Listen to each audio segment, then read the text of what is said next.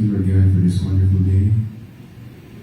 Lord, salamat kayo, Lord God, una Lord, sa pagbukaw mo sa mga taga, sa mga gawa, sa privilege, Lord. That we know that your mercy is new every morning. And Lord, we thank you, Lord God, for the privilege to be here today. And Lord God, it's a wonderful thing to know, Lord God, na karon, Lord God, we will listen, we will understand, we will know more about you. And help us, Lord God, na hindi ka lang naman imadumog, kundi hindi lang ang masabtan, kundi ang apply sa be every day. And Lord, before we start our prayer meeting tonight, Lord, we are asking for forgiveness sa kanang magbuhat na sala, Lord. We have done a lot of things, Lord God, sa mga mahuna, sa mga kasing-kasing, sa mga hulong, labot sa mga buhat, Lord, na wala ka na imaya. And we're asking for forgiveness about all of those things, Lord. And let it be, Lord God, na pagsimba tonight, Lord God, in spirit and in truth. And call it mahimaya, Lord, in ngalan alone. Because whatever our desire in our heart, whatever our intention is, you are looking at the condition of our heart. And Lord, we offer this night to you and everything, Lord God, in Christ's name we pray. Amen. Amen. Thank you for the prayer. Kaya at sa itong singing, ang mga tagapanahon sa itong song leader. Palihog mahidog ang tanan, and let's sing praises for God. Let's sing the song at the cross.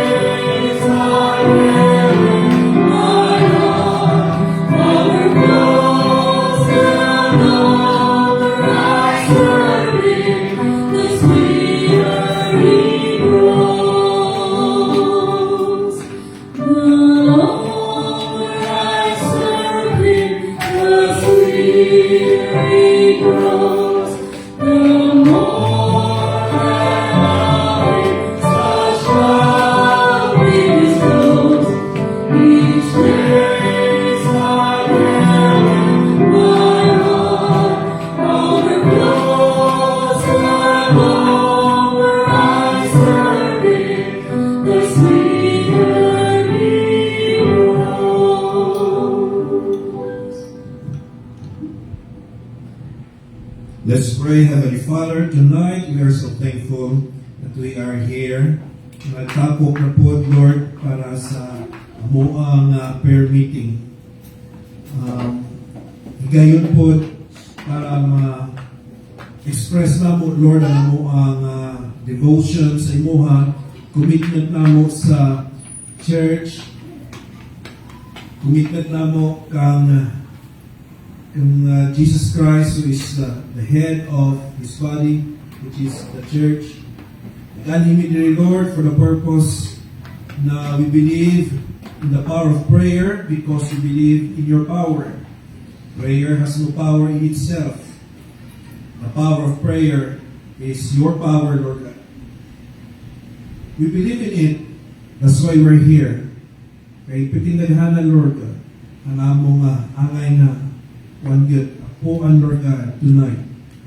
And Father, it's really good to be in your house. And you said in your word, also Heavenly Father, na in the new heaven and new earth, we will be in your house forever. Muna kini nga mo ginabuhat karon nga mo anhis imong house. This is preparation, rehearsal, pag-anad, practice, and expression kung sa Diyon ang amuang devotion, Lord, ang among affection sa amuang heart. And so, Father, thank you so much. Because if we see tonight na among ina-desire, among reason nga we desire heaven is that we will be with you forever. Dapat, Lord, mao na ang reality karon sa tana pamiliris kalibutan. Na among greatest desire is you and to be with you, Heavenly Father. Lord, I pray na ikaw Ginoo ready sa mga kagalingon sa pag-feast na po sa imong word. And I pray, Heavenly Father, that your word would come to all of us so clearly, so powerfully. I pray, Heavenly Father, for that, ikaw rin na makahimo niyan. Kung nga, Father, ikaw, Ginoo, mag-show si mong grace sa magtudlo si mong work karon. And I pray, Heavenly Father, na iyan yun niya siya matudlo in a way na dapat iyan ning itudlo. Pray, Heavenly Father, na mo ang ining commitment karon is na human na madunggan na mo inyong pulong ng iwan na ay commitment na i-apply o tumanong gyud kini. Tungod kay Heavenly Father kung kami mag-anhi pero wala gi desire nga tumanon na among madunggan. Mo na nga Lord ang pulong di gyud moturog sa among heart. Ug dili gyud siya maka grow, makabunga. Because ang heart di ay rocky, stony, or thorny. Dili siya good na soil. I pray, Father, that you create in us a good soil, the soil of our hearts. Heavenly Father, I pray, na i-ready niyo sa Holy Spirit. Oh, Father, thank you so much. Para nalinig karon bisita o mga members alike. Bless our gathering today, Father. Bless everyone na naasa ilang kasutag sa kapanimalay na nagatanaw ang live stream. I pray, Heavenly Father, that you also bless them. Bless more those who really came tonight. You cause us to come. Glory and honor sa inyo lang gihapon why we have come tonight. So Lord, thank you so much for all these things. In Jesus' name I pray. Amen. Amin ko na tanan. Para sa itong pagpamalando, I would like you to open your Bibles with me sa James chapter 1.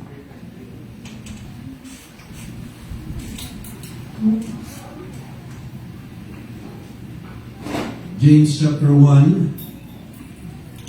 Nalata sa second part sa tuang mensahe na itungkol sa how to respond to trials and testings. Nalata sa ikaduha na way how to respond pag maka-experience tag mga pagsulay.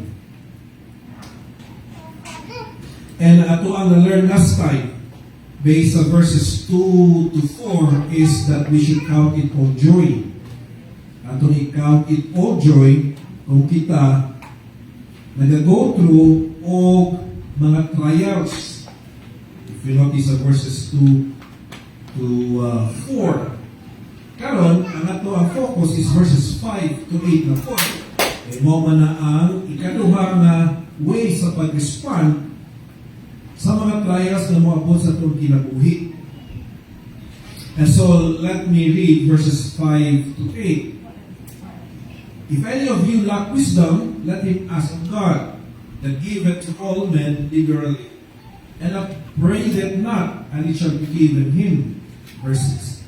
But let him ask in faith, nothing wavering. For he that wavereth is like a wave of the sea, driven with the wind and tossed. For let not that man think that he shall receive anything of the Lord. Verse 8, and the last, a double-minded man is unstable in all his ways. Okay, so kini nga chapter na lisod may tungod sa trials and testings. Because if you notice verse 2, my brethren, ano pa sa verse 2, count it all joy when you fall into diverse, or the word diverse meaning various, or nagkalait-lahit na klase sa mga temptation. Yung anong punong atong ikaw ito, meaning, kanang ato nang ikalipay kung nag-go through ta o mga testings and trials. Ngano daw, ang reason na sa verse 3, tungod kay ginabuild yung faith mo na sa verse 3, no? This is the climb of your faith, work at patience, sa niyang ginabuild yung faith, nag-grow po yung patience, learn how to be patient. And sa verse 4, but let patience have her perfect work, that you may be perfect and entire. One thing natin, that kung mag-grow yung patience, nag-grow yung whole character. Because ang patience is a foundational emotion, it's a foundational virtue. Na if you learn how, if you nag-grow kasi yung patience, ang imong whole, na pagkatao, yung whole character nag-grow good. Okay? Now, karon, ano to sa ikaduha nga way sa pag-respond pag na mga trials na? if you notice, ang igamit na word sa first is temptations. Pero interchangeable man po ng temptation sa word na trials or testings. How do I know? Tungkol kay, sa verse 3, gigamit man po ang word na trying. Trying of your faith. Trying meaning try. Another word for tested or testing. So temptation sa verse 2, trying or trials or testing sa verse 3. Okay?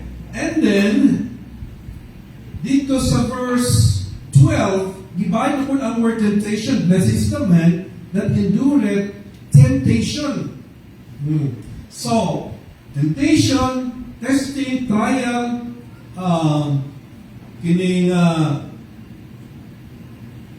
mga words kasama niini kanang interchangeable. Now, although ang trials to temptations strictly are not the same.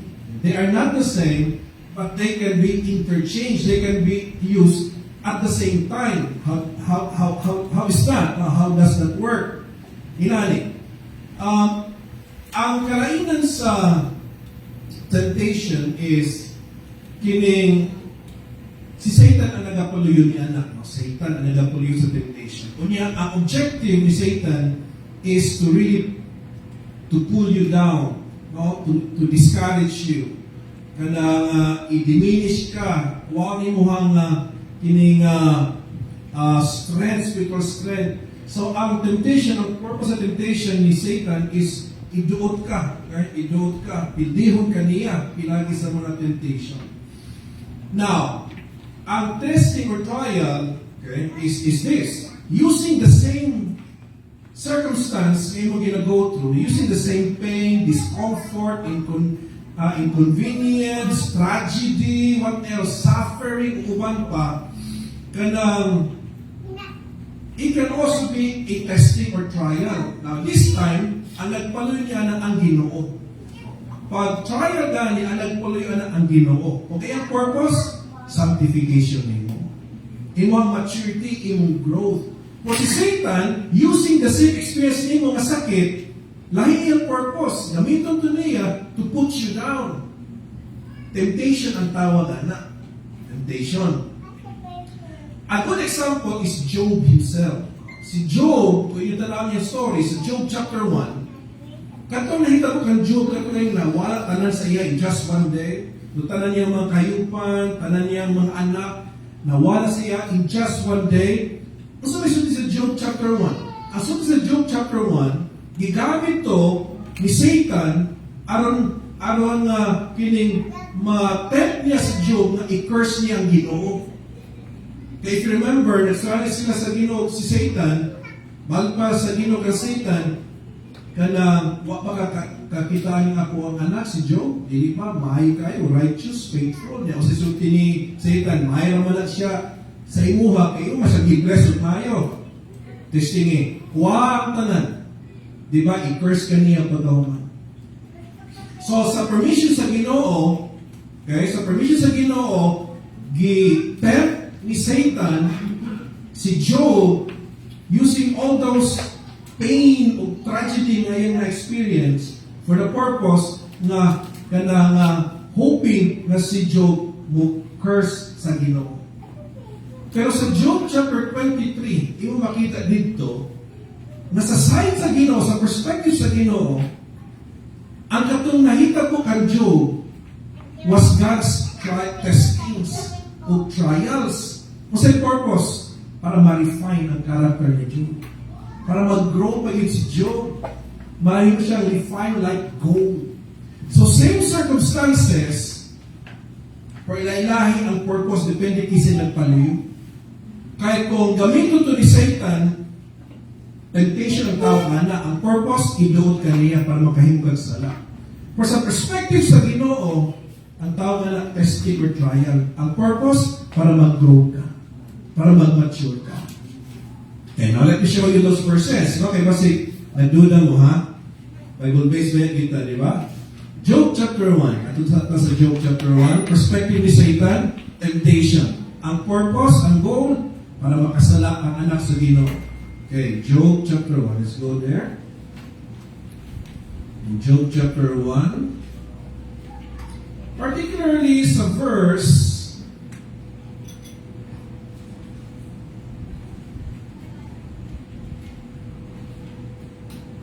8.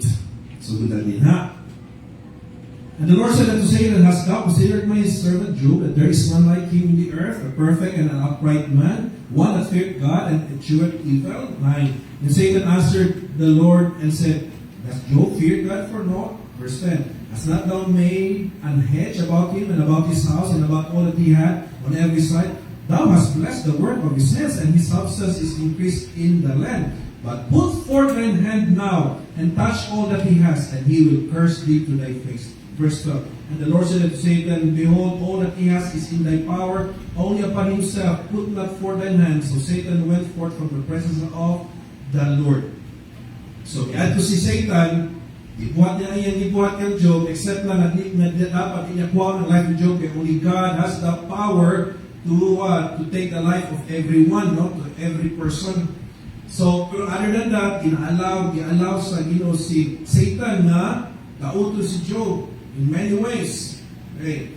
And so, ang purpose ni Satan, aron nga si Job will curse God.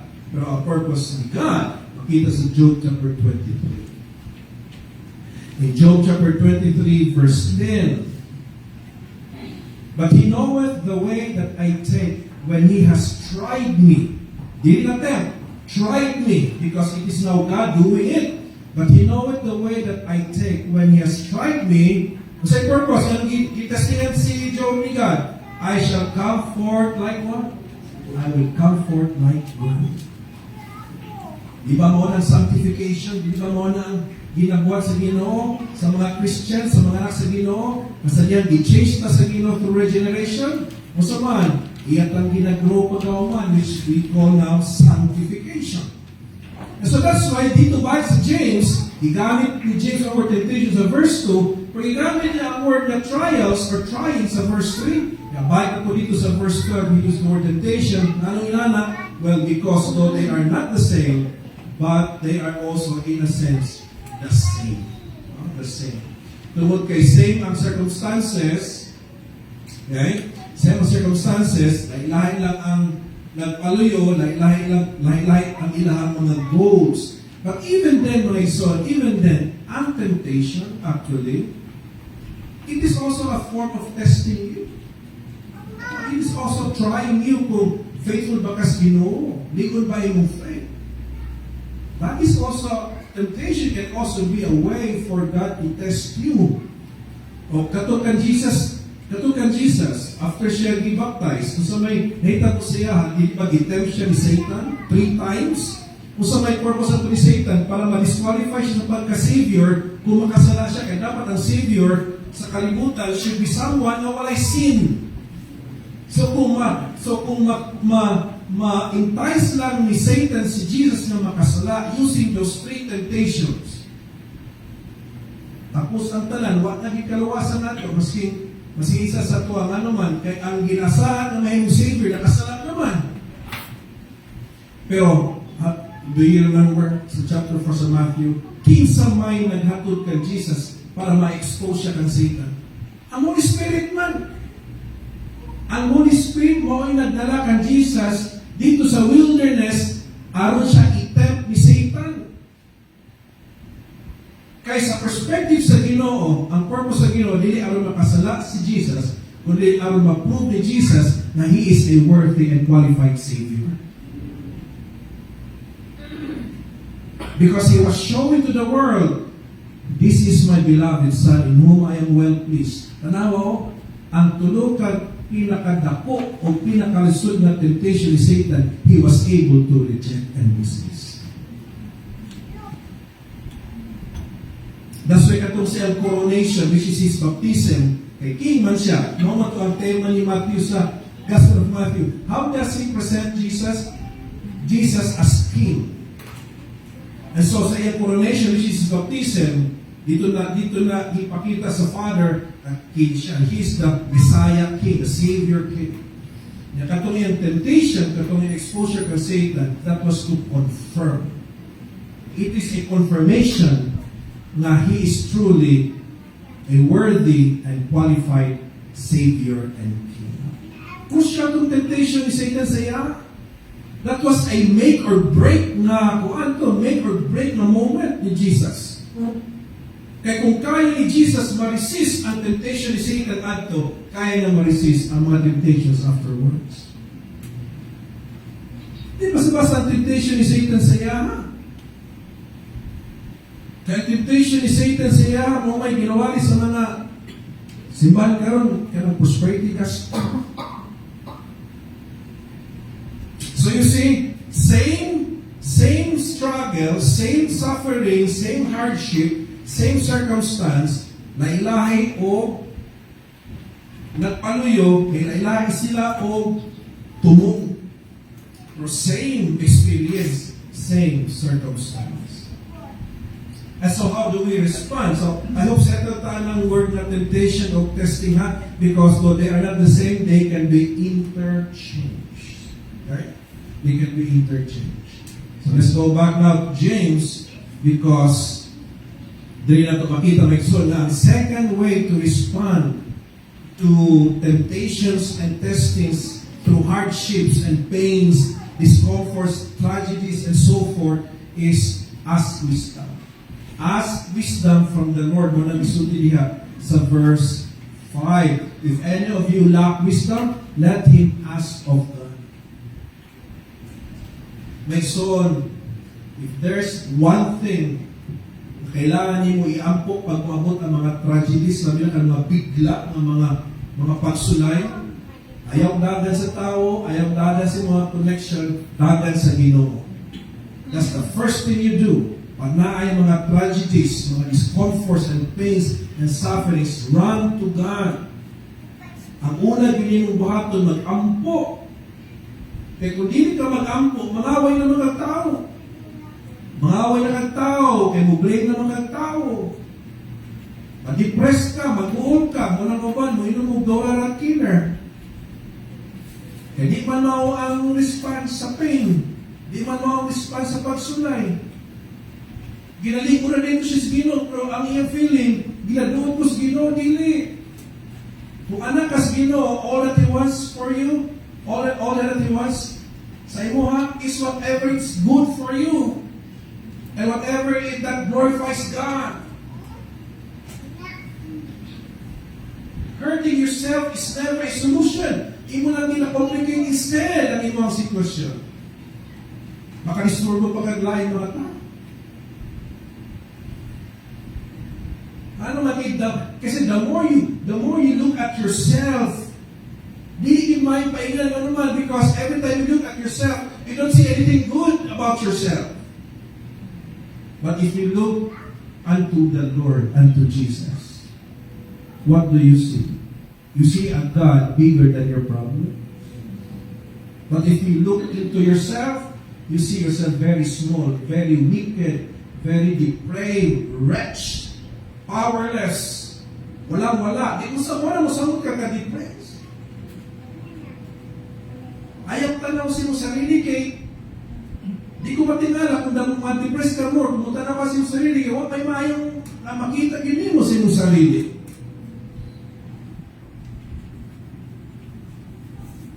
Go outside from yourself and you will see God.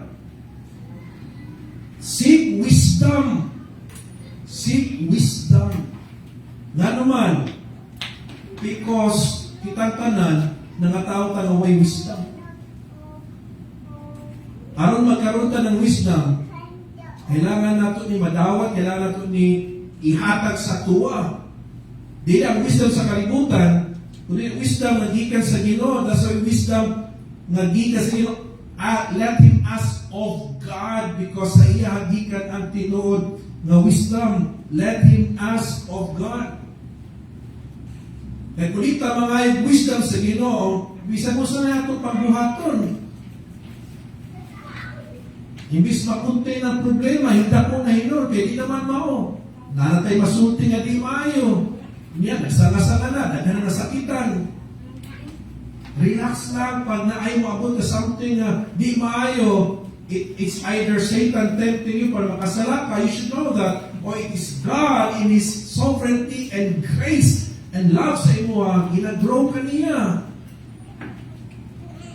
Simple lang yun. Kung gikan sa Satan, reject.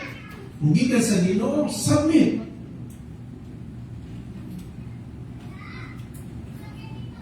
Now, kanang word na wisdom, gikan sa Greek word Sophia, where we get the word Sophia, Greek word Sophia, English is wisdom, and it's more than just knowledge or information. Maay kayo pag-explain ni Pastor Paul ni one time sa iyang series in the book of Proverbs. So also man ang wisdom, if wisdom is more than just knowledge and information, what's wisdom? Wisdom is this, knowledge applied. It is the ability to apply knowledge and information at the right time, in the right place, in the right way, with the right person. You know what we need? We already have information and knowledge. Dahil natin na puno na kayo itong head of knowledge. Mubad na kahit mo siya palus na ito kay puno na kayo ng tinod ba na bagas? Ang cause daw sa hydrocephalus kay dagan na kayong knowledge. Dali na lang karong knowledge, eh? Push the button lang, you have all the knowledge that you need. But you know what? What we need now is more than just knowledge. It's wisdom. That's what we need.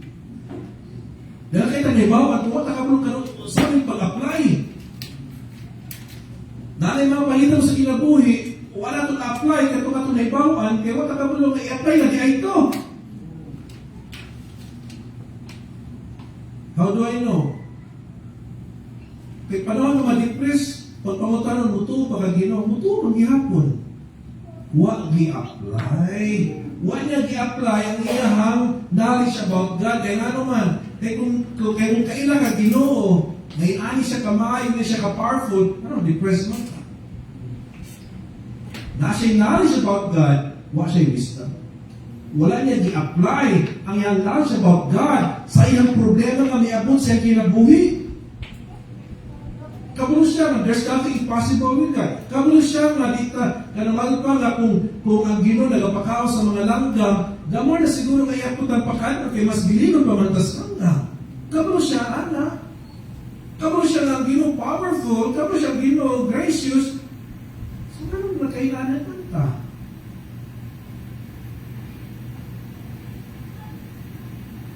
So, it's either, what nagato nga na Ginoo, it is na. Or nagatungo ta, we lack wisdom. And that's the danger, my son. That's the danger.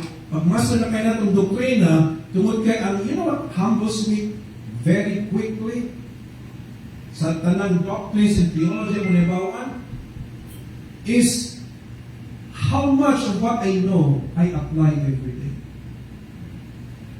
Because, to be honest with you, wala sa katunga. I have information, I have knowledge, but I lack wisdom. Ang ina namin is James, mga Christians. If any of you lack wisdom, let him ask of God. That is the difference between knowledge and wisdom. Now, listen kaayo, pag munay mo ako na pangitabo, the question kid is, kasi akong buhaton. Anagin na. Isang buhaton, ato na nakakamulo sa isipon. Mo na nga, ang mga ways, how we express, we withdraw, we isolate ourselves, magmukmuk ka sa kwarto, natigil, makatabang ang kining technology, the more na it worsens, but it will worsen your situation. And so, inali lang yun siya. You want wisdom? Ang sulti sa Bible is simple. God look at you. Because ang sulti sa Proverbs chapter 9 verse 10, for the fear of the Lord is the beginning of wisdom. When you struggle with choices, when you struggle with decision making, when you're about to make decision, always ground your plans, your decision sa imuhang pag-honor sa Ginoo. You always ask the question, will this honor God? Will this honor God?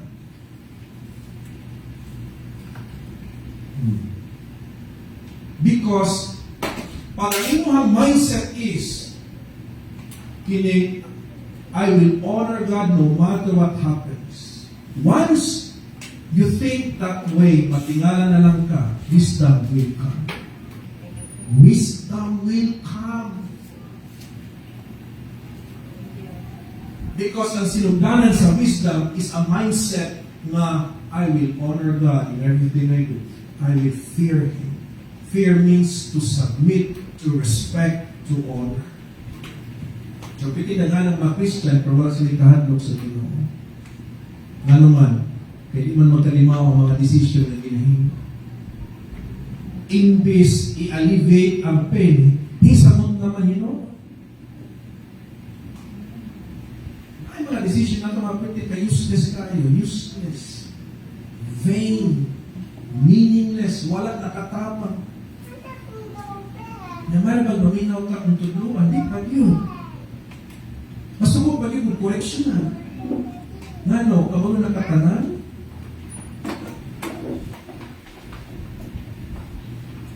Kaya delikado ba yun ang hindi ginasulti ang problema? Why do you think i-invento sa Ginoong Church? What is the reason nga nung i-invento sa Ginoong Church? And what is a church? It's not a building, it's the people. Church means a called out assembly of people nag-isave sa Ginoo, mga believers of Christ and baptized kung nagkasinabot that they will obey God.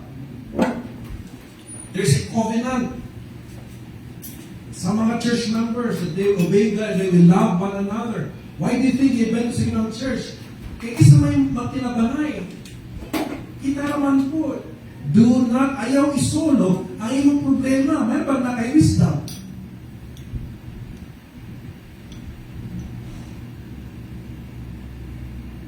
How do you handle correction? Sige daw, okay? Sometimes wisdom comes from correction. Correction sa mga tao, listen to this. Kung nagaling mo correct ninyo, nato, magpasalamat ka kay napay nagmahal ninyo. Pagkanaw ng mga tao, wala nagmahal ninyo, masagdan ka. Nang imong mali, isulti nila ka, tama na, okay, kayo na. Tingala ka, kay nalang sila niya, kay naman kay malibre. You have just found someone who is your true friend. So how do you handle correction? How do you handle review? Because sometimes wisdom comes from review, sometimes it comes from correction. Ay, kag wisdom sa Ginoo, karon na siya ipadala nga tao, makukorek nimo, nasukok ka. Yung ngayon, ano ba na ako na kag wisdom? Ano ba na ako na kag-wisdom? Na ako na ni. Sometimes na kung mag-pray ka, we don't really mean it. Ako ta, Lord, dahil ko patience, nagkaroon na, gialaw ka sa Ginoo nga, kining maka-encounter ka, classmate, or kawas trabaho, or iwang mismo siguro ba ang asawa, nagpabadlong. Nasukok ka, naroon hinangin man akong life. Naroon ang Ginoo, kami ba na ako, nag-pray ka na mahigog ang more patient. We don't really know what we pray for sometimes, no? Mona, be careful what you ask for. When you ask something from God, be ready sa iyang answer. Be ready sa iyang answer. Kaya nag-iwan ba yung ang Ginoo na kumain ang wisdom? Ihatag ba yung niya si man? Look at this. How does God give wisdom? Look at this. Two ways. He will give it to you, look at the word, liberally. Look at verse 5. If any of you lack wisdom, let him ask of God, and give it to all men liberally. What do you mean liberally? Generously. What the wisdom that you need, He will give it to you and more pa yun. Ang problema lang kay di ka gusto. Di ka gusto, sa wisdom ang ihatag sa Ginoo sa imo nga. Oh, mo rin ang tanong nga buhaton mo. Ay, di na lang ko. Abi lang, kanahit ang wisdom. Literally. And look at the second way He gives wisdom. And upbraided not. Kanang word upbraided not. The word upbraid means criticize, scold, or blame. Meaning, pag mga kagwisdom, masking grabe mong pabadlong before, na karon kay kapoy na kasi mo kinabuhi, kanang wala na kayo maisip pa, then finally, may naging ka, Lord, surrender na gino ko, mga naging ko wisdom from you. Dili mo yung nagino nga, karon pa ka mangayo, nang load ako nimo, di ko mahatag is dili na ang gino. Pag ingon niya nga, and upbraided not, meaning, maski kapila pa ka nagkamali before, maski wala ka nang minaw before, every time you ask for wisdom, He will give it to you anytime. Wala masagot ang upbraided not. He will not scold you, He will not criticize you, He will not find fault on you, He doesn't make you feel bad sa imong mga mistakes before, and He doesn't bring up your past mistakes. O dili ka niya kasapan nga nung kulang kang wisdom. No.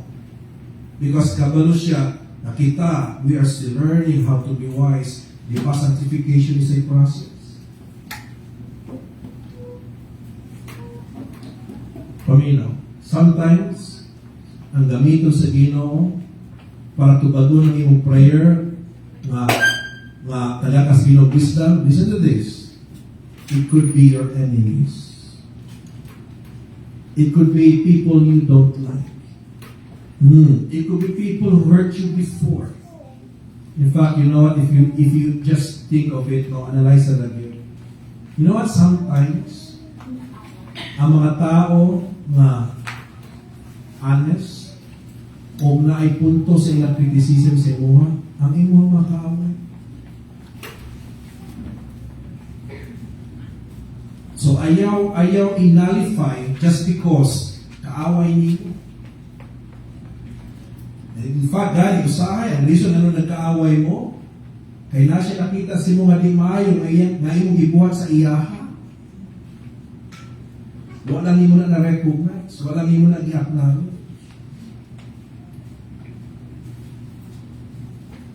So be careful what you ask for. Mga ikag-wisdom sa Ginoo, be ready. Be ready. Be ready kung saan niya na paghatag sa imo. Kung unsa ka wisdom ang iyang ihatag sa imo, because sometimes you may not like it. Sometimes you may not like what God will tell you. Promote na kanindot, because whatever God gives you, it will always be for your good.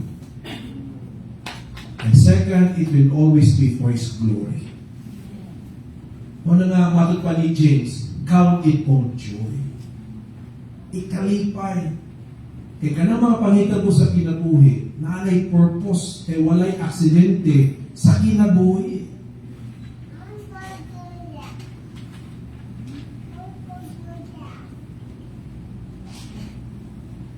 So, sa ato ang part, how do we ask wisdom? Dito ba nga ni James sa verse 6 hangtod sa 8. So, pag mga nag-etag wisdom, how do we do it? Number 1, dapat na kay faith sa imong heart, no? Sa verse 6. But let him ask in faith. Meaning, pag mga nag-wisdom, tuhoy katagaan yun ka, tuhoy na maabot yun ka. My son, grabe. I have lived this life for 54 na po on July, and I could really testify na pag mga nag-wisdom girl, because you're at the end of your rope, ba na kayo maisip mo sa, once you come to God in humility and mag-ask God wisdom, matingala ka may soul, mura galit ka ng kining bumbilya na misigat kalit sa mong una-huna. And you said, ikaw, ano man ako naisip before? Well, because what ba ka na wisdom kanina? And then, galay yung face, niya katuna mo, if ikaroon, hayag na kayo yung face, putik na kaayo, ang tawag mo mutalo, hindi mo maanag sila sa kasilaw.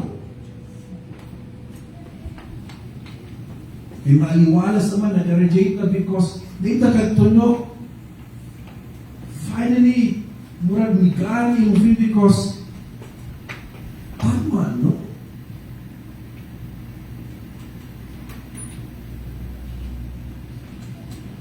I can attest that to many times.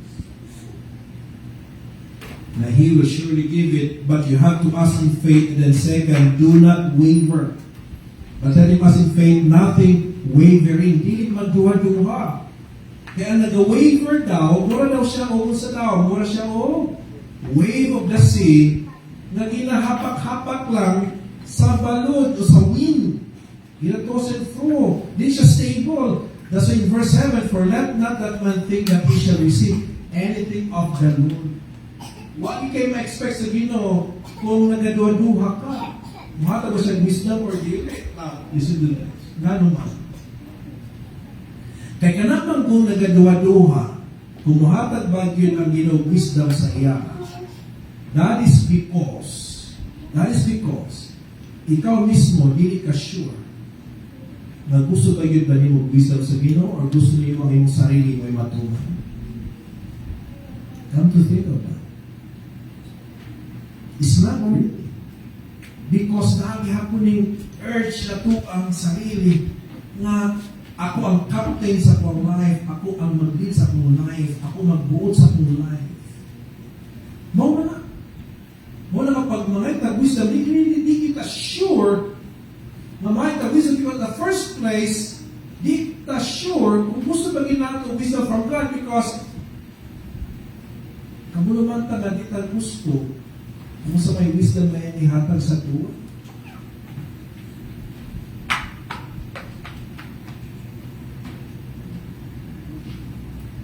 Hindi pa tinood na. So, kung sa lang din niya itong pagka-Christian, you know what? Christian ang perspective. We're just Christian in paper.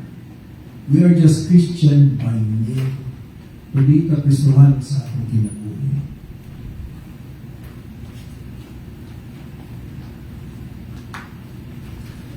I have read one of these writings sa isang pastor and he said, sabi niya, the reason wala punoy effect ang pulong sa you know what, this was the answer to my frustration. All these years being a pastor for 30 years and to see dagang Christian, dagang mga members, dagang Bethelians nag-grow and I praise it for that. As a mga nag-grow and for the past 30 years, why? And this is the answer to the question. I hope you can magtubag sa mga questions na ito. That is because kung ano may effect ang word sa Ginoo siyang life, every Sunday, every prayer meeting, every small group, na-approve like effect ang word because sa sugod pala, there was no determination to apply God's word. He has already decided, di na ko dito manunoy. Nara ko diri para attendance. Nara ko diri for the sake. Nara ko diri, routine naman niya, mahuyananda niya. Sugod po si mama ko, di ko musibak. Pusiyo niya akong bukan. Di ko musibak. Pero there is no sincerity na after maminaw, tumagal. Kana ganing mindset na si mabukaron kay gusto na po ko makalusog ko sila kay gusto na po ko makabalo gusto na po na iyang gusto isulti sa ko para ako buhaton di lang aron makahilak ko grabe kayo gusto sa ta nahigawa na po kasimba remember ay na po siguro hawa na siya dali kay gusto mo na siya mahilak. Hilak rin na yung gusto. How about application? How about obedience sa pulong sa Diyos ay mga lunan? Kaya daw, doktrina. Don't you know ang meaning sa word doctrine simply means teaching?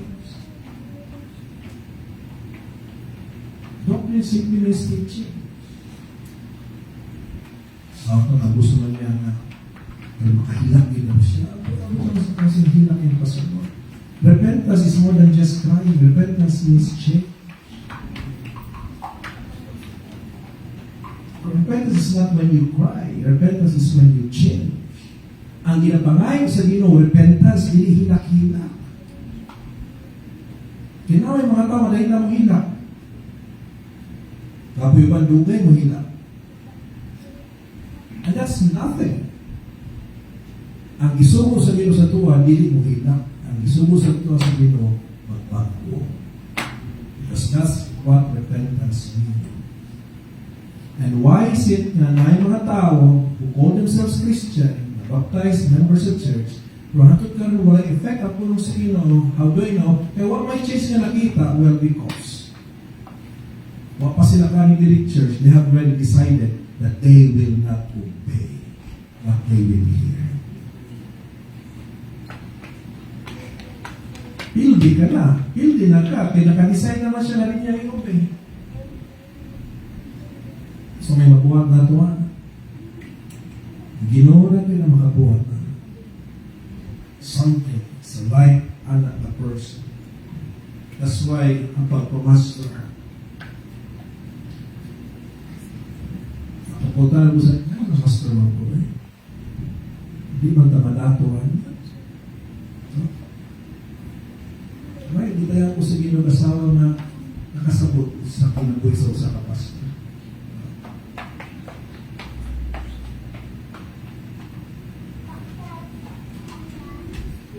So sa may tabo, kay walay pagtuo, wa siya madawat ikas Ginoo. Unstable siya sa iyang mga ways. Kay dili sure kay di ka sure kung sa gusto Ginoo wisdom or dili. Mga wa kay madawat. Kaya ka na magduwa-duwa, actually, ka na magduwa-duwa, ang answer is no. No, gina. Di niya gusto wisdom. And then lastly, why mag-ask of wisdom pag tayo ay i-test or i-tempt? Balik ka sa verse 2, aron nga, pag abot sa mga testings of temptation, we will count it all joy. Balik ka dito sa first. Ano kaya ito wisdom? Aron nga, pag mabot ang mga trials, ma-apply na ito ang first na sugo sa Ginoo, which is to count it all joy when you fall into diverse temptations or trials. Now, tanaw. Mga itag wisdom sa Ginoo, aron nga, pag mabot ang mga trials, malipahin ng gihapon ta. Aminaw, hindi niya sinabi, panayog wisdom aron masulbad imong problema.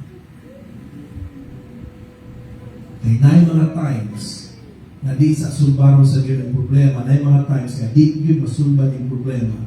Pero nag-promise ang Ginoo, you will experience joy in the midst of your pain. And wisdom is the key aron naa kay joy maski ang imong life, mura na akong ipagi left and right.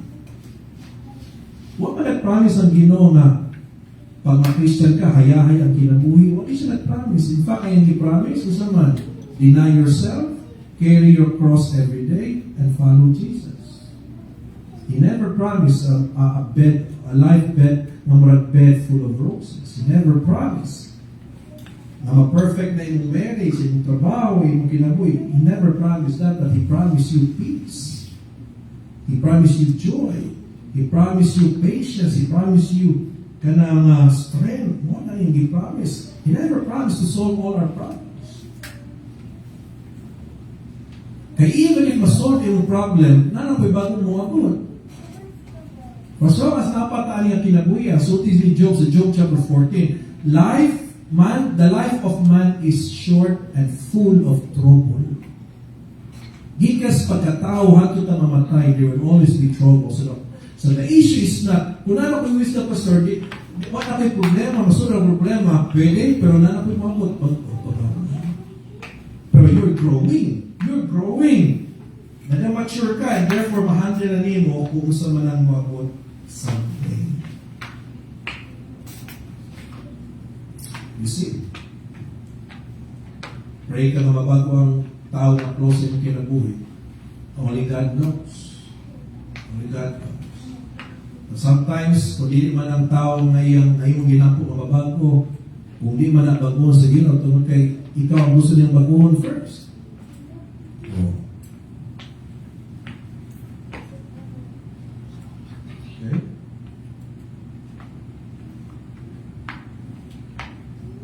And so, mga itag wisdom, dili aron sa mga problema, kundi aron nga makarispanta sa mga trials correctly. How? Nga naay kalipay. We respond with trials with joy. Sa tuwang heart knowing na kining tanan hindi aksidente, naay purpose ang Ginoo ani to grow me, to mature me, to sanctify me.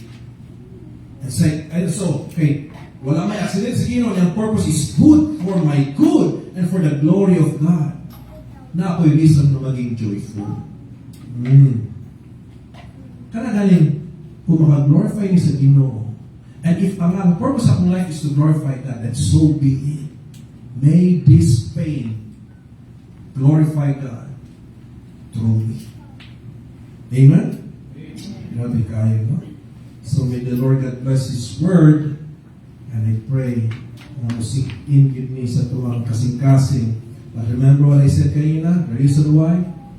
Ang pulong sa Ginoo wala effect sa tuwang all these years, that is because all these years, sakit lang, all these years, there was never a desire to upright. Wala siya effect. Paano sa pikas dalungan ba? Ulit, pagkaungan. Sa diya ini, all these years, wala naman ang atong concept, atong perspective about Christianity. Okay? Let's pause for a while, let's pray. I don't know what to suggest sa inyo as to what to pray tonight. But whatever aspect, whatever part of this message, a verse maybe, an example. Whatever it is, whatever has an impact on you right now. Did this lead you to give thanks to the Lord? Mo ba ni ang nakapahimong ni mo decide na i-confess na na-expose na sins in mong life through His Word tonight?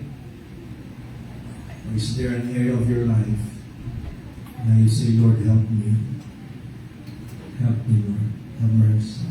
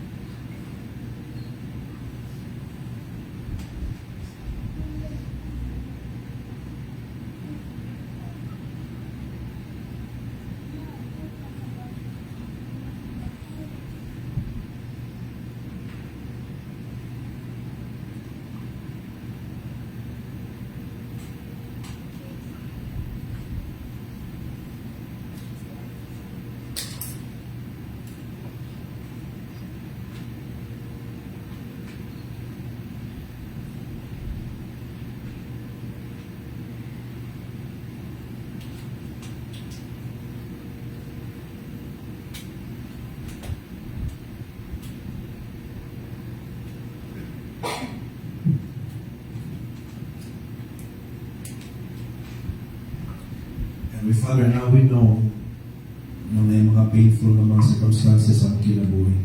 Now we know. Kiniday tanan, di ni aksidente.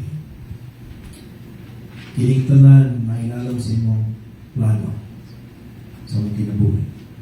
Though Satan, sa iyahang evil na goal, which is to cause us na makasalami. Pero Lord, sa imuhang goal is to mature us, to sanctify us, to purify us more and more pag-ibig. To make us pure like gold. And so, Heavenly Father, nakatabang gina sa mga na maging wise. Kung nami foundation, truth. If we know this truth, it is truth that sets us free. It is your truth that changes us. It is truth that grows us. It is truth that gives us wisdom. So importantly, with Lord, we are in your word. We are into your word. Pwede lang everyday magkita para matunan yun sa mong word. It's our life. tabangin mi kami nag-struggle. Every day kami in pain, kami na hurting, kami na in a crisis, kami na ay mga difficulties, mga circumstances. Sakit, Lord God, we pray na tagaan mo wisdom. Kung magkaroon lang kami wisdom kung namin kahadlok sa imo. Wala ang wisdom kung dahil may ulo, Lord. Wala may pagtawag sa imo. Wala ang wisdom. We can never expect wisdom. Kaya ang foundation sa among wisdom, ang foundation sa wisdom is ang among kahadlok sa imo. Bangin ni Father. As we course through life, sometimes ginapukaw pa ninyo every day. That means pinatagaan ninyo kung mga opportunities to glorify your name. Because that's the purpose ng iming gihimo. And everything we do it unto your glory, for your glory. To fear you and to obey your commandments. For this is the whole duty of man. Father, Lord, thank you so much. This I pray in Jesus' name. Amen. Our last kita sa tuwang prayer time. May igsoon mo at kita sa ato ang pagkinabuhay karon atong